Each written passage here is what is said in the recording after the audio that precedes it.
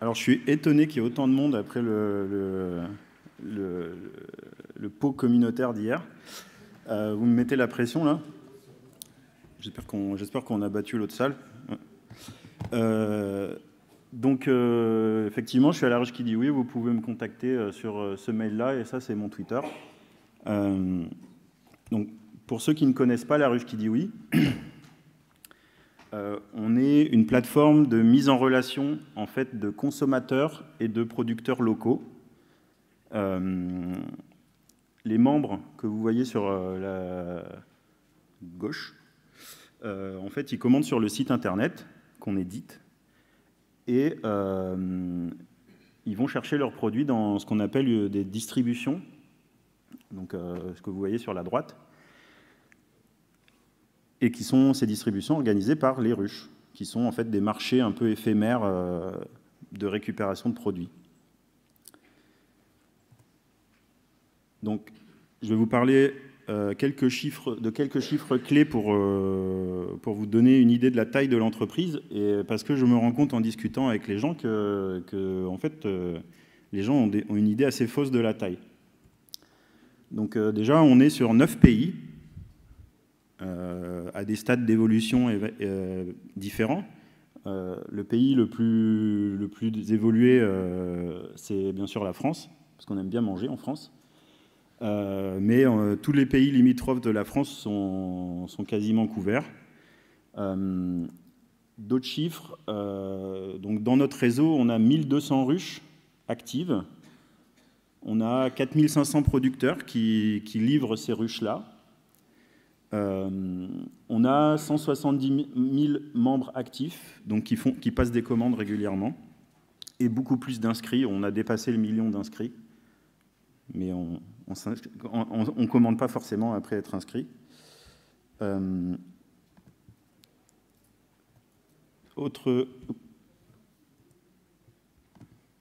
Autre chiffre, donc ça c'est plutôt notre activité par semaine. On a 1000 distributions par semaine, donc les marchés éphémères. Il faut savoir que les ruches n'ont pas forcément une distribution par semaine. Donc ça peut être toutes les 2 semaines ou certaines ruches 2 fois par semaine. Donc c'est pour ça que les 2 chiffres sont différents. Et on a de l'ordre de 30, enfin on a dépassé même depuis quelques semaines les 30 000 commandes par semaine. Donc voilà, on n'est pas une petite boîte, on est une boîte on a 6 ans d'existence et on commence à avoir un bon réseau, un bon business model. Dernier chiffre qui va être important pour la suite, on est une équipe technique de 20 personnes, un peu moins de 20 personnes, mais bon, pour arrondir, le chiffre rond, c'est toujours mieux. Donc ça comprend des devs front qui font l'appli JS, la web app, des devs back, des DevOps, et aussi des devs, des data analysts. On en a 3. Donc voilà. Encore une fois, on n'est pas une petite boîte. Alors, petit flashback.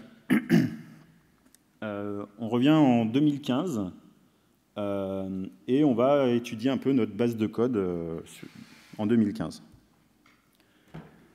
Donc, première chose à noter, en fait, il y a de très bonnes intentions dans cette base de code. Donc là, vous voyez, je vous montre le répertoire SRC de notre dépôt, BAC, et le répertoire domaine de ce répertoire SRC. Donc, c'est un monolithe dont la conception a été pilotée par le métier, donc c'est le DDD, le fameux.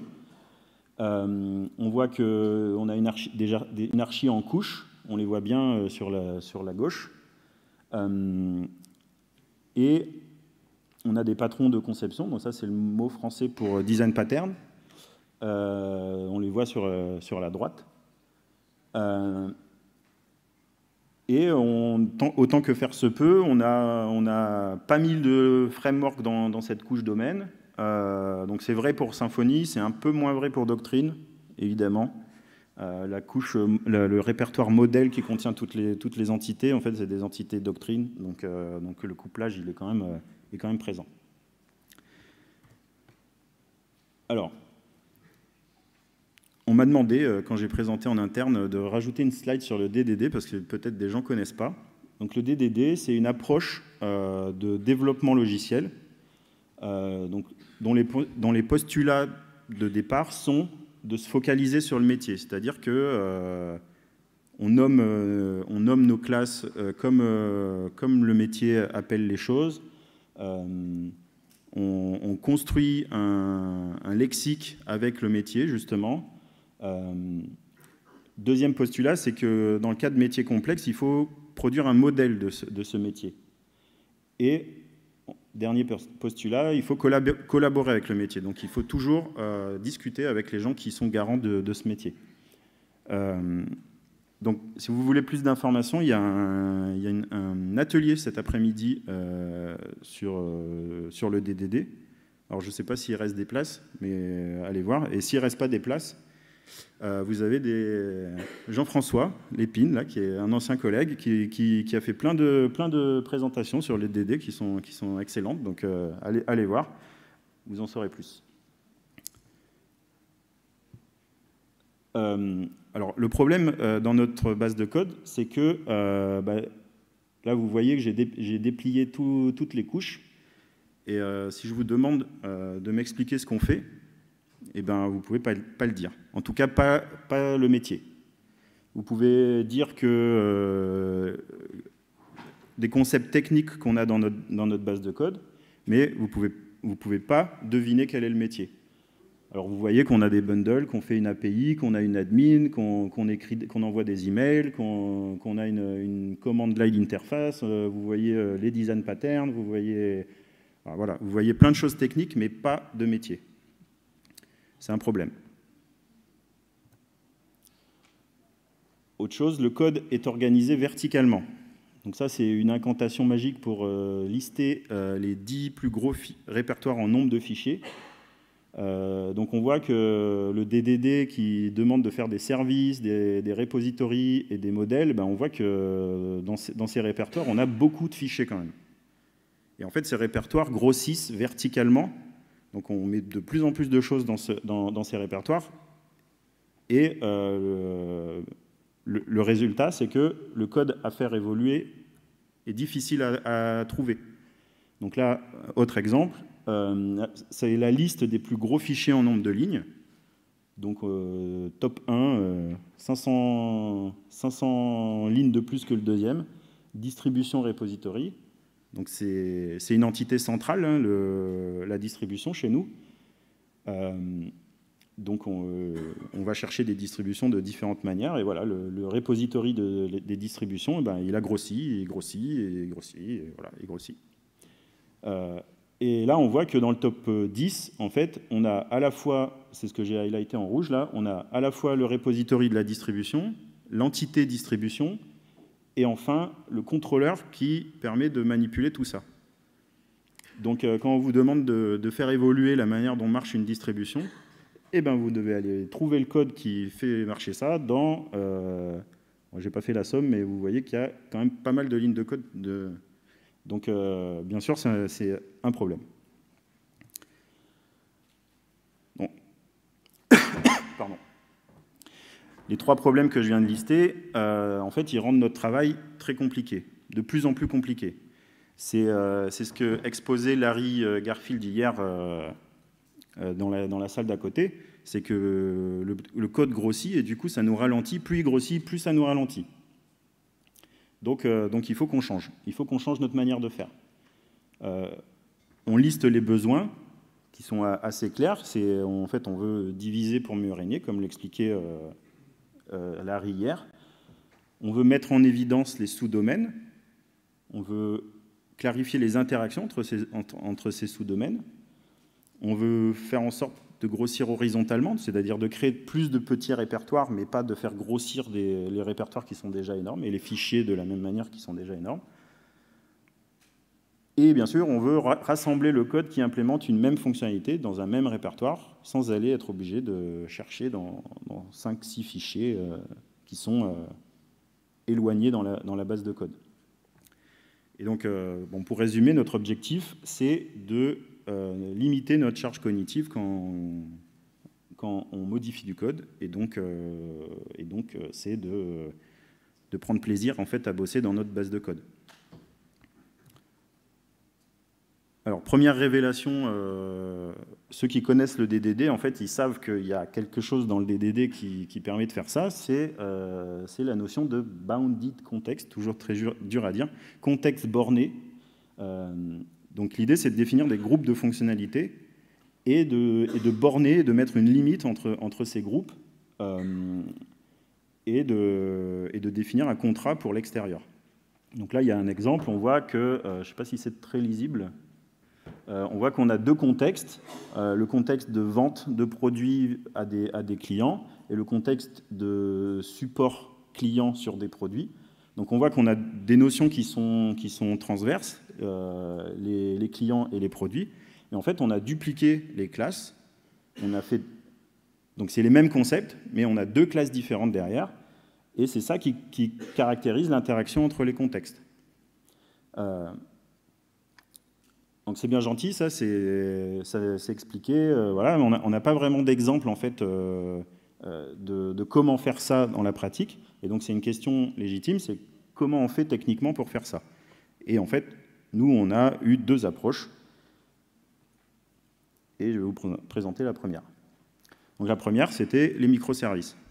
C'est toujours vachement facile pour un développeur de se dire, bon ben voilà, le code va être borné de facto parce que en fait, c'est une app à côté. D'accord? Donc on se dit pour nous développeurs, c'est bien, on gardera pas en tête le reste parce que ben c'est une app à côté. Alors, c'est ce qu'on a fait. On a extrait notre premier service qu'on a appelé Filer. Donc, que vous voyez dans la description, c'est ce qui permet de faire des thumbnails de toutes les images du site.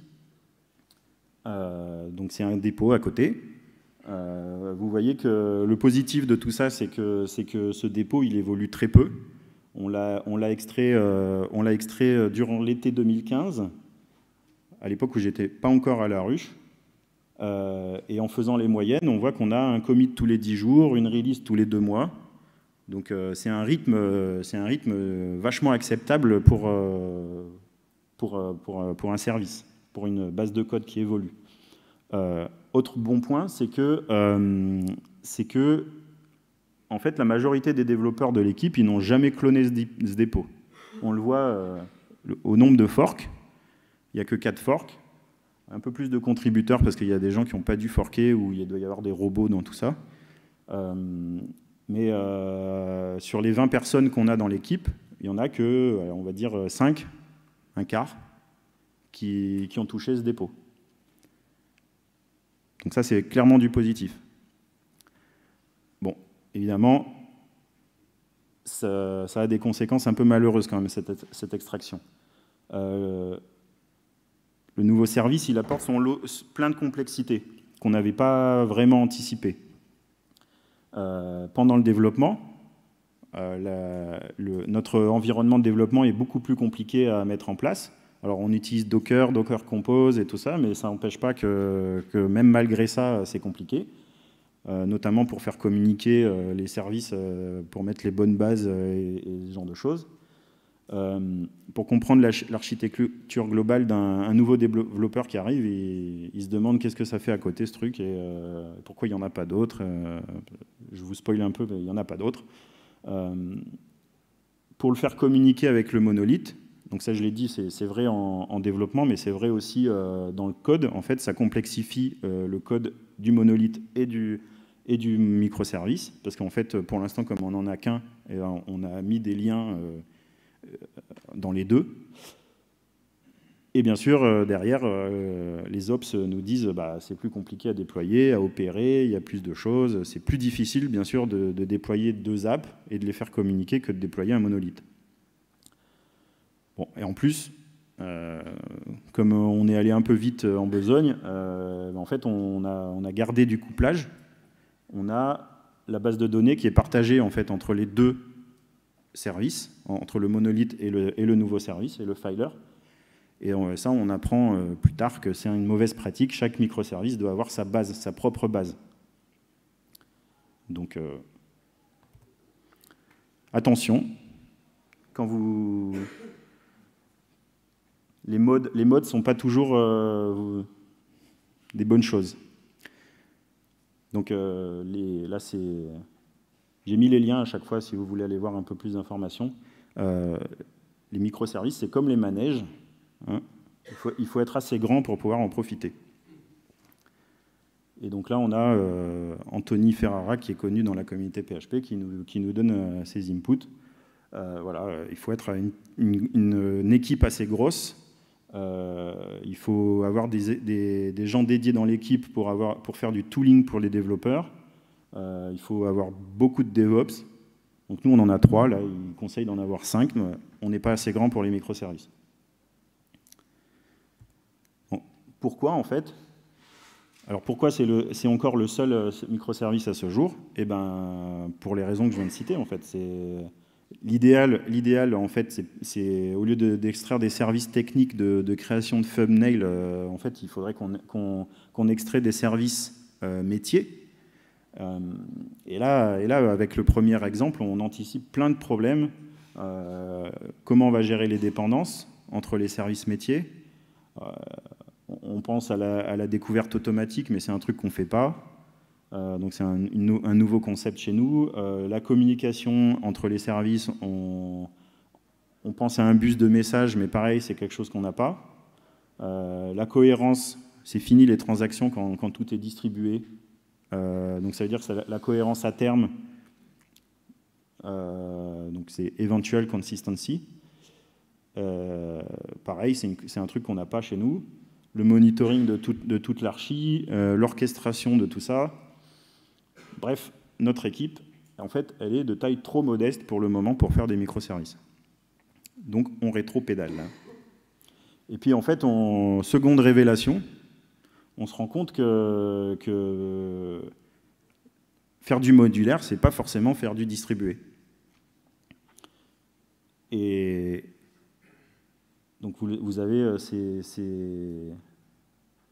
citations de Simon Brown, qui est un architecte senior dans le monde Java, et qui a même écrit qui a même designé son langage de modélisation un peu à la UML. Je ne sais plus comment il l'a appelé, mais c'est pas très important. Et depuis 2015, dans sa conférence Modular Monolith, il dit voilà, si vous n'êtes pas capable de faire un monolithe modulaire, qu'est-ce qui vous fait penser que les microservices vont vous aider, en fait?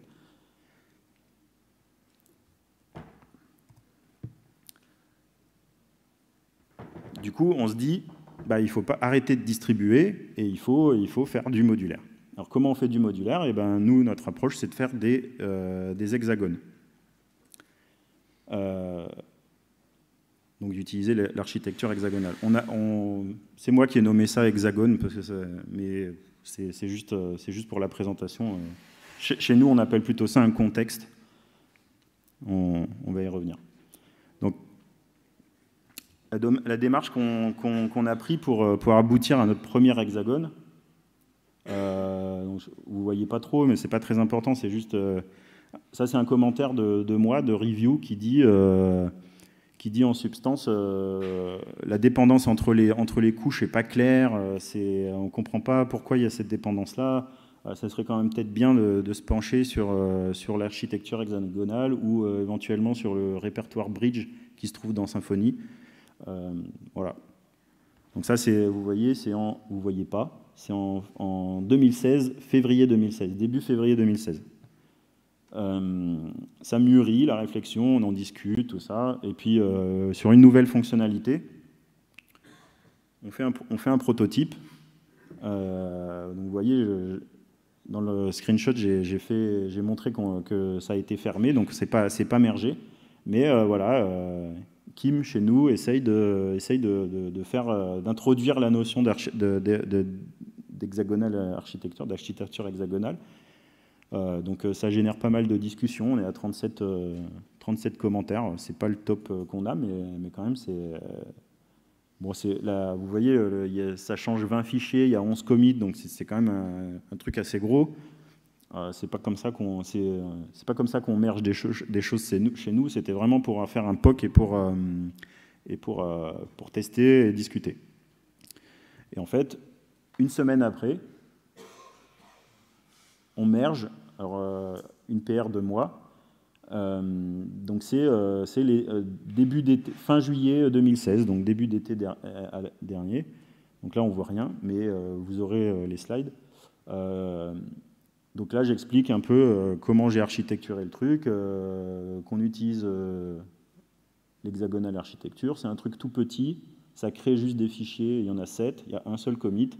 Donc je crée une infra, enfin une architecture de répertoire où il n'y a rien pour l'instant, mais voilà. Et on va rentrer dans le détail de ce que c'est pour nous un hexagone. Donc un peu de théorie. Alors je suis désolé, le schéma est dégueulasse, mais c'est le schéma officiel. Donc j'étais obligé de le mettre. On voit très bien pourquoi on appelle ça l'architecture hexagonale. Donc on a des ports, on définit des ports, c'est ce qui est écrit en penché sur l'hexagone intérieur. Donc on a un port trigger data, un port notification, un port database, un port administration. Pardon. Et en fait, on a des adaptateurs en français, des adapteurs en anglais, qui implémentent ces ports de communication. Donc voilà, on a une noix, un peu, la noix interne et la coque. Voilà. C'est juste ça, hein, l'architecture hexagonale, il n'y a rien de... Il faut juste comprendre ce que c'est qu'un port, comprendre ce que c'est qu'un adaptateur, et voilà. Alistair Cockburn, là, qui a fait ce schéma, il nous dit un port, en fait, c'est à vous de le définir. J'ai pas vraiment de bonne pratique. La taille importe peu, c'est à vous de voir. Voilà. Il nous dit même, on peut aller à l'extrême et faire que chaque cas d'usage de l'application, enfin de l'hexagone, en fait, est un port. Donc ça fait un hexagone à beaucoup de côtés, pas que 6, mais voilà, pourquoi pas.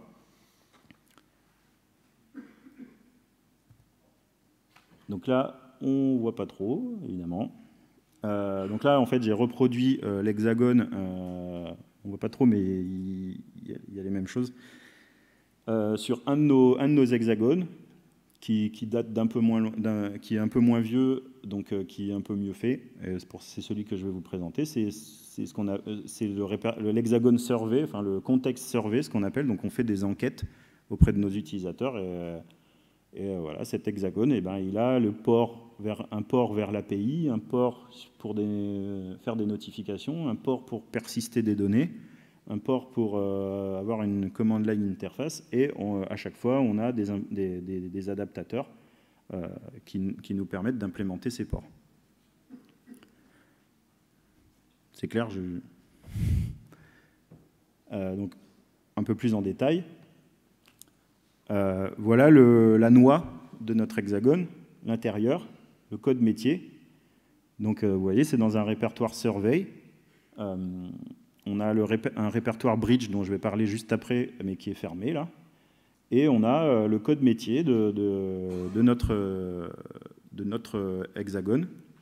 Donc là, si je vous laisse un peu de temps pour voir le nom des classes et tout ça, vous pouvez me dire ce que ça fait, je pense. On voit que donc le fonctionnel est bien borné. On retrouve du code objet, tout simple, des interfaces, c'est les petits i là dans PHP Storm, et pareil, des design patterns. Ce code, il est autonome, donc facilement testable unitairement. Et donc voilà, on voit clairement qu'on envoie des enquêtes à la première commande dans la ruche.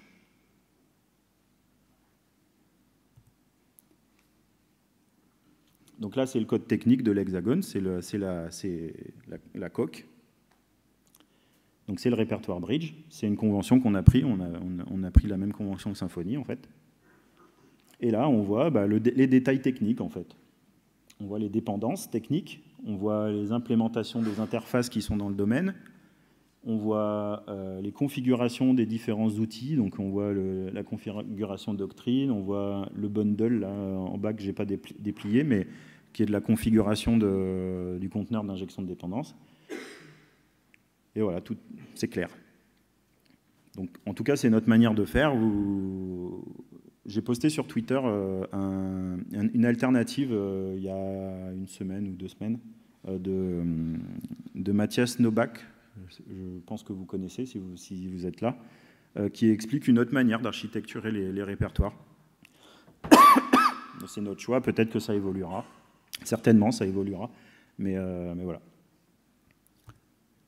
Donc, quelques conseils pratiques pour... je vais donner des exemples. Alors, premier conseil,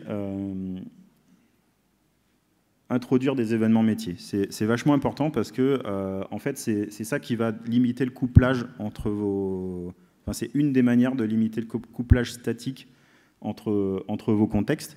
Au lieu de décrire dans un autre contexte, j'appelle le contexte survey, en fait, on dispatche un événement et dans le contexte survey, on écoute cet événement et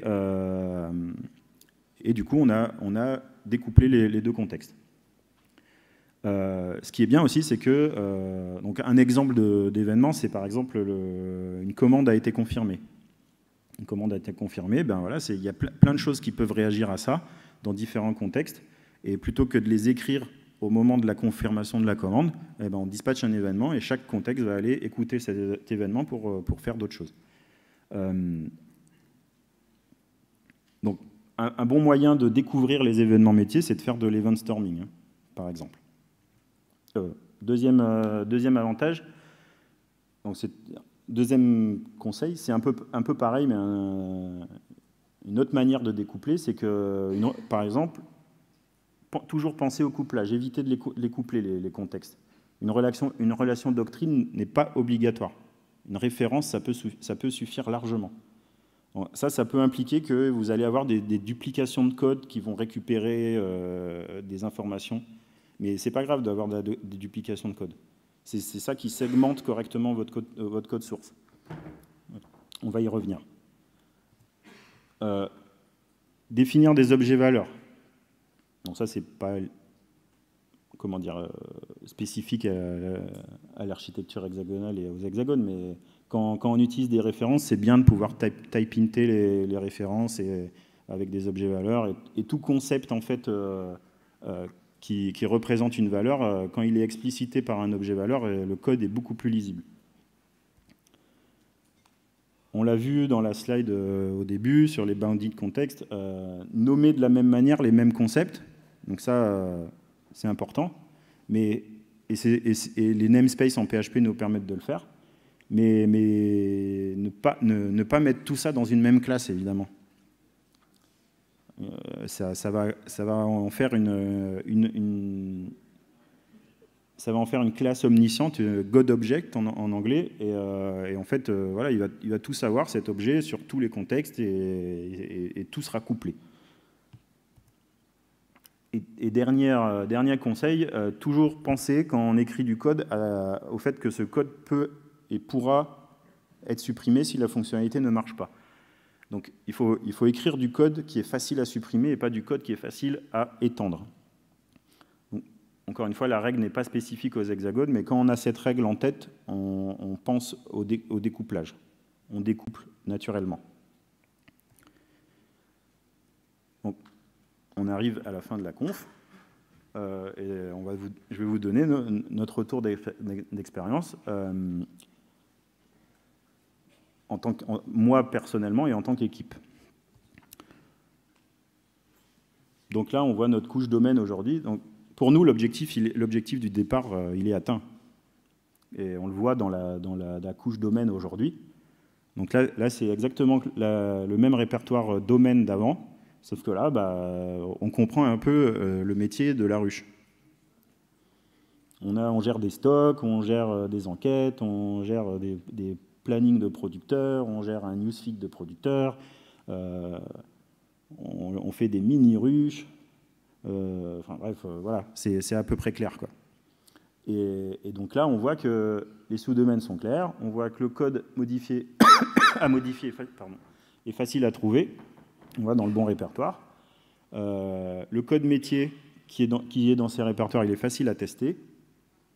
Le code grossit de manière contrôlée, c'est-à-dire horizontalement. On fait de plus en plus de répertoires, mais on ne fait pas grossir les répertoires.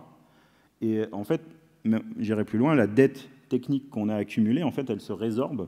Pourquoi? Parce que quand un développeur commence à bosser sur une fonctionnalité ou une évolution d'une fonctionnalité, en fait, la première chose qu'il va faire, c'est créer un nouveau contexte, un nouveau hexagone, un nouvel hexagone. Il va faire son code dedans, il va le cacher derrière un feature flag, il va tester tout ça, et puis une fois qu'on active le feature flag à 100% de la population de nos utilisateurs, en fait, on enlève le code ancien. Et du coup, indirectement, on diminue le nombre de fichiers legacy dans les gros répertoires, on réduit la taille des fichiers legacy dans les gros fichiers, et ainsi de suite, ainsi de suite. Donc, on a vraiment réussi à limiter notre charge cognitive quand on modifie du code. Alors, quelques avis de l'équipe, suite à un petit sondage en interne. Donc j'ai mis en gras les mots-clés, donc c'est plus clair, c'est plus confortable, on est plus confiant parce que tout est cloisonné, les PR sont moins dispersés, plus localisés au même répertoire, c'est plus facile à relire, à reviewer, et il y a même un senior chez nous qui dit c'est génial d'avoir de la visibilité sur les services métiers qu'on pourrait extraire si on décidait de se remettre aux microservices. Quand on sera assez grand pour aller dans ce manège. Donc, je récapitule. Le chemin parcouru par nous en tant qu'équipe et par nous en tant que dans cette présentation. On est parti d'un monolithe. Le monolithe, on a extrait un service. On s'est rendu compte que ça ne marchait pas trop bien, on ne l'a pas réintégré, on n'est pas allé jusque-là quand même. Ça marche quand même, on a des avantages, donc on ne l'a pas réintégré. Et par contre, on a modularisé le monolithe avec plein de petits hexagones.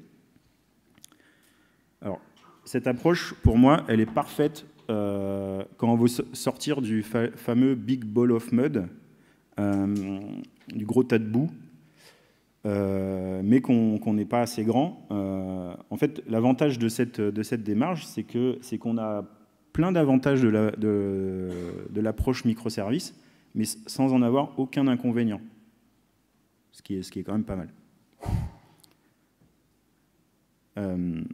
Et si vous voulez évaluer votre maturité sur votre équipe, en fait, vous avez c'est pas un quiz, mais c'est un Martin Fowler qui a fait martinfowler.com/microservices et qui vous explique voilà, les pièges et tout ça.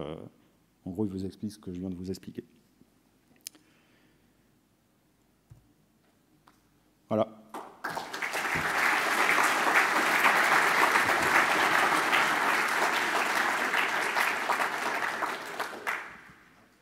Je pense qu'on a un peu de temps pour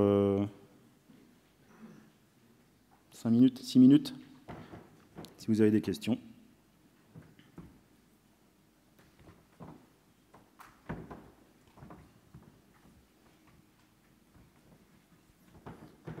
Merci, c'était super intéressant. Au niveau des events, en fait, tu parles d'utiliser des events pour communiquer entre les différentes couches. Oui.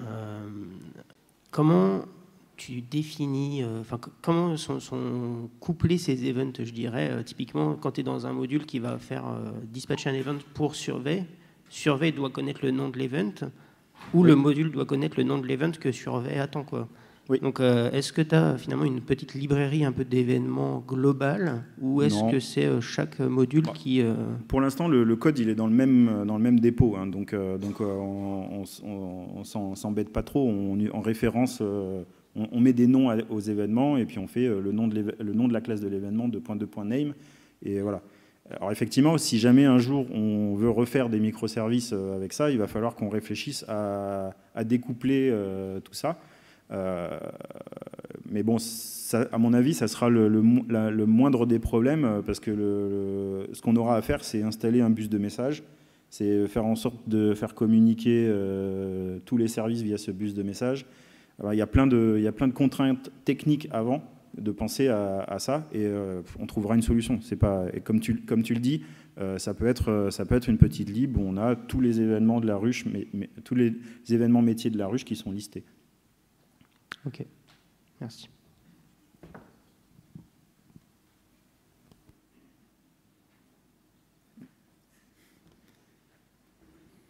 Moi, je me posais la question, c'est donc on voit ici vraiment la transition du monolithe vers des services des hexagones, comme tu disais dans le truc. C'est vraiment très clair. Mais tu as parlé de DDD au début, et en DDD, ben justement, il y a le bounded context avec parfois ce qu'on appelle l'ubiquitous language, d'où parfois on nomme des choses de la même manière, mais en fait, c'est pas tout à fait la même chose. T'en as aussi parlé. C'est comment techniquement, tu gères ça, parce que, je sais pas moi, si on parle d'un user, imaginons que dans le cas de la vente ou dans le cas d'une ruche, j'en sais rien, enfin, il y a quand même peut-être des différences, mais ça s'appelle tous les deux des users. Peut-être derrière, est-ce que c'est la même entité ou, enfin, comment, ce que j'ai dit, c'est que la duplication, elle n'est pas mauvaise. Au contraire, hein. C'est ce qui permet de cloisonner les choses. C'est quand vous récupérez des distributions pour avoir des informations sur la distribution, dans le cas du survey, ces informations sont limitées. Alors en plus, nous, on a un problème chez nous, c'est que la distribution, elle représente deux choses chez nous. C'est à la fois le moment de distribution, mais aussi la vente online où le user peut acheter. Donc c'est pour ça que c'est une classe énorme, cette classe distribution. Mais dupliquer les choses, ça a jamais été un problème. Vous voyez bien comment les langages dupliquent les librairies HTTP et tout ça. Voilà, c'est qu'ils sont dans des contextes différents, et c'est pas très grave. C'est pas très grave. Moi, je suis pas contre la duplication, bien au contraire. En fait, je pensais plus au côté données, parce que si pour l'instant tu es en monolithique, je suppose que tu as une seule base de données, tu as justement un user. Est-ce que du coup, en fait, on va avoir deux entités différentes, par exemple, et dans l'entité user du contexte de vente, on va avoir des propriétés qu'on va dupliquer dans l'entité user de l'autre contexte, et c'est pas grave, parce qu'on en a besoin, donc on les duplique.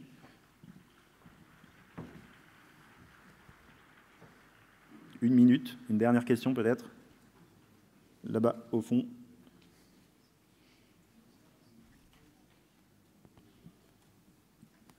Oui, bonjour. Bonjour. Merci déjà pour la présentation.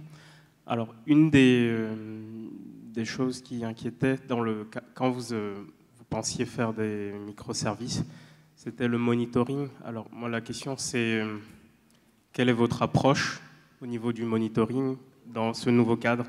Est-ce que vous exposez des métriques pour chacun des hexagones, ou alors vous faites du... En fait, les hexagones sont plus ou moins découplés via le routing et tout ça. Donc on sait dans quel hexagone on se trouve quand on regarde New Relic. On a New Relic et on sait dans quel hexagone on se trouve, et on ne monitore qu'un gros monolithe avec New Relic. Et c'est super simple à monitorer. On installe l'agent New Relic sur nos serveurs, et voilà.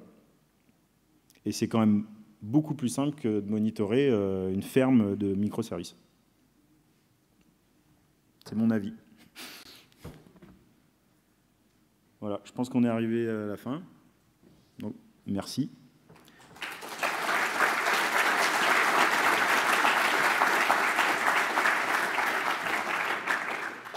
Je vous invite à aller noter la conf sur le lien. Je vous partagerai les slides sur Twitter dans la journée, je pense.